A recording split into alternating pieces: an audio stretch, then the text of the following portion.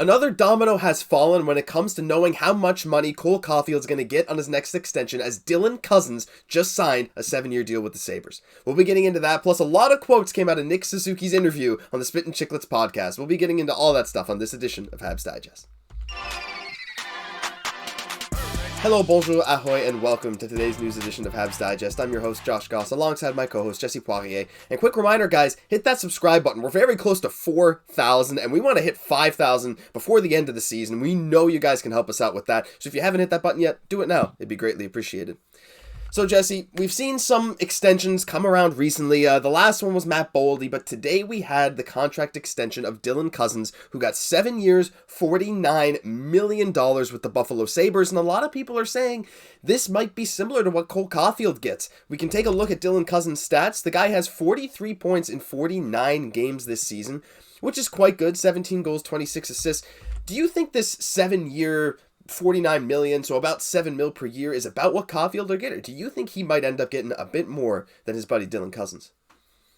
I think he might get a little bit more, but, I'm really hoping he takes something team-friendly, because the last thing you want to be doing here is pulling a Toronto, right? Mm-hmm. So it's like, we've seen like other teams around the league, like the Boston Bruins, right? Where, they've kind of taken as a team philosophy, like, we're going to take a little bit less so that we can kind of build around and have good players and, in many different positions on different lines and everything else. So for me, I'd be really happy if we could get him around like the 7.3, 7.5. And I know that might be low, right? Because a lot of people are talking about 8. But for me, it's just, I feel like he will get paid more than Cozens, though, just because even though Cozens is a center, it's that game-breaking ability of just that goal-scoring ability that Cole Caufield has, I think, kind of deserves that bigger paycheck. Yeah, it's interesting because Cozens obviously on a Sabres team that's been a little bit better this year, of course, especially with the emergence of Tage Thompson. They have Owen Power, Rasmus Dahlin. 43 points in 49 games is great. Let's compare it to Caufield. Oh, no, not that. Sorry, not Logan Mailloux. That was from last video. We'll go to Cole Caufield. 36 points in 46 games. But the big difference is the 26 goals and the elite goal-scoring threat, and you can imagine if Montreal had a bit of a better power play this year, that 26 could have easily been 30+, and this guy would still be on 50-goal pace. So you're right, Jesse, that game-breaking ability, the ability to know that he can score that goal for you at any moment is worth a lot. Plus, I do think there's a bit of a Montreal tax, right? Like, he's a fan favorite. Montreal is basically, like, maybe the best city to play in all of hockey. There's some extra stuff that's going to go on behind the scenes. But one thing I wanted to think about too, how much do you think this shoulder injury is going to affect the contract extension talks? I know we've kind of heard that, like, it won't really affect it much, but with a shoulder injury, you got to think it might hit it a little bit. And like you said too, we want him to get on more of a team-friendly contract, so is it possible? I know we both think he'll probably end up getting more, but do you think it is possible that with all these things going on around him, the shoulder injury plus the other contracts of players basically the exact same age as him, could Montreal management say, like, listen, we're not giving you any more than 7? I think that the shoulder injury, isn't going to affect him at all, because I think Kent Hughes and the rest of the Habs staff are gung-ho to sign him as quick as they can. They really recognize the potential. And, people saying like, okay, he's got a shoulder injury. You might think like, is he too small to handle NHL contact? But then you realize, big players such as Josh Anderson have had that same type of injury. So for me, I don't think it's something in relation to size. I think he's going to be scoring goals for a long time. I think he's going to have a long NHL career. And I think Kent Hughes recognizes that. I think so too. I think they'll do whatever they can to sign him. I mean, clearly he's great buddies with everyone on the team. And I think he'll end up signing. I'm just very curious to see where that number lands at. I'm with you. I think it'll be around $8 million per year at a 7-8 year extension, but I guess only time will tell.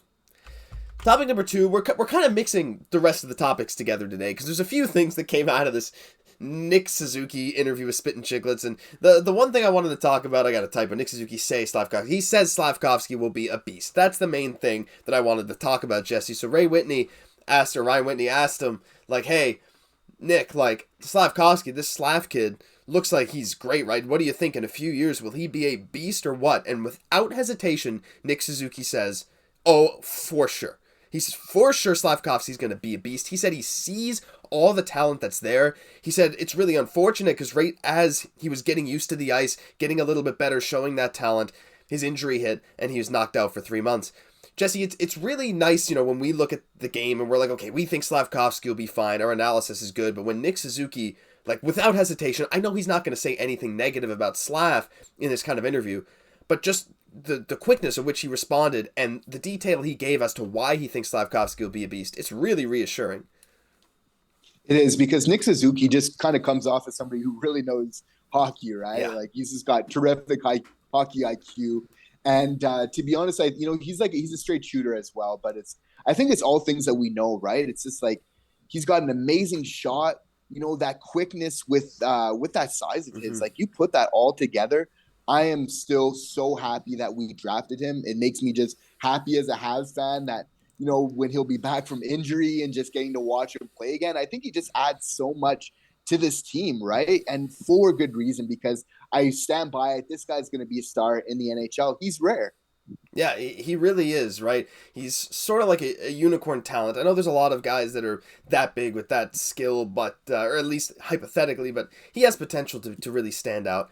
And another thing I took away from this section where they were talking about him is, like, they said, hey, he kind of looks like a bit of a goofball, hey? Suzuki said, oh, for sure. Like, he really is. He's a funny guy. And Suzuki went on to talk about the chemistry of a lot of the guys on the team, the young guys getting together. And speaking of young guys, there was a story about Arber Xhekaj. Of course, they asked him about Xhekaj. Suzuki said his ability with the puck is, like, that was a big surprise, his offensive upside. Because apparently Xhekaj was a small guy going all the way up through. And so he kept his small guy skill while he got big. But Jesse, there was a story that Whitney told. Whitney was out golfing with Marc Staal, and they were talking about Arber Xhekaj. Clearly, this kid's making his rounds around all the talking spheres in the NHL. And Marc Staal said when they were playing Montreal, he was in the corner with Xhekaj. They were kind of holding each other as you do in a board battle, and Xhekaj said, "You have 3 seconds to let go." And so Marc Staal said, all right, fine. And he just let go and went away. Like, I think it's hilarious, but also so cool to hear that, like, Jesse, even the young guys on the Habs are getting a ton of recognition league-wide now. Yeah, absolutely. And for good reason. I think for a lot of people, he's just like one of our most exciting players. Like, for me, it's like, in terms of excitement, it's Xhekaj, Slafkovsky, Caufield, Suzuki, Dach. Like, for me, those are our most exciting players. And the fact that they're all basically our youngest players as well just makes you feel good about this team for a long time to come. Oh, for sure. And they're all great buddies. Suzuki spoke at length about how good friends he is with Caufield. So it's really awesome to hear. But that's not the only thing he spoke about. He spoke about a little bit as well Coach St. Louis. And it's something that a lot of us have been, wondering about, the player's perspective on Coach St. Louis. And they actually spoke a bit about Claude Julien, Dominique Ducharme as well. Suzuki kind of gave middling non-answers, didn't really say much. They tried to trap him into saying Ducharme had a stranglehold on Caufield's offense. He didn't bite.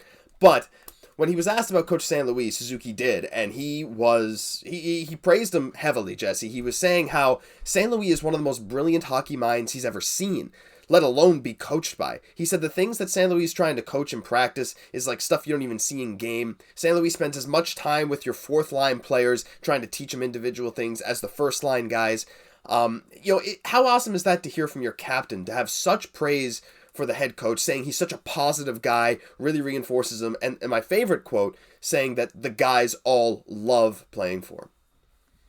This is why we're going to have a great team in the future. And, this is the type of talk that, other NHL players, they listen to. It makes them want to come to Montreal. I think he's kind of the envy of a lot of NHL players to be able to play in that system where it's really just kind of catering to your abilities, your different skills, just to, trust your instincts and everything. I think that it's kind of Martin St. Louis kind of found out what the future of hockey is and a very big trend in the sport, right? And we might be on the breaking edge, and I think that he's going to have a huge effect on this team by the time his time is done with the Montreal Canadiens. Yeah, I think that effect is already there. I mean, clearly the guys are like, his name is going to be there forever. We're going to remember him no matter what. But, man, the guys just love playing for him, like Suzuki said. The culture with the young guys seems amazing. They're talking about how everyone is friends with each other. He spoke about how, kind of off topic, Brendan Gallagher's the cheap one. He plays at the cheap cards table on the plane with the young players who don't have as much money. There's a lot of stuff to break down in that interview, talking about the team culture, how the guys get along together.